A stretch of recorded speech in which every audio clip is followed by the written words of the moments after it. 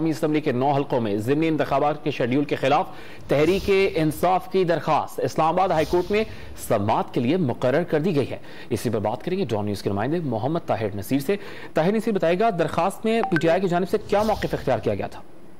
جی طلحہ، دیکھیں election commission کے 9 حلقوں کے جاری الیکشن شیڈول کے خلاف پاکستان تحریک انصاف کے وکیل نے آج ایک متفرق درخواست دائر کی تھی، اور اس متفرق درخواست میں یہ موقف اپنایا گیا تھا کہ الیکشن کمیشن کو نوٹس کا معلوم ہونے کے باوجود شیڈول جاری کیا گیا ہے۔ درخواست میں یہ استدعا کی گئی تھی کہ الیکشن کمیشن کا 5 اگست کو جاری کردہ شیڈول معطل کیا جائے، پی ٹی آئی کے مرکزی کیس کے فیصلے تک الیکشن کمیشن کا انتخابی شیڈول معطل رکھا جائے۔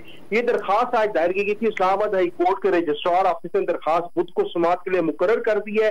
اسلام آباد ہائی کورٹ کے جو قائم مقام چیف جسٹس ہے عامر فاروق، وہ بدھ کو درخواست پر سماعت کریں گے، اور پی ٹی آئی نے الیکشن کمیشن کا الیکشن شیڈول معطل کرنے کی درخواست میں استدعا کی تھی۔ جی طاہر نصیر سماعت سے متعلق اپڈیٹ کرے تھے، آپ کا بہت شکریہ۔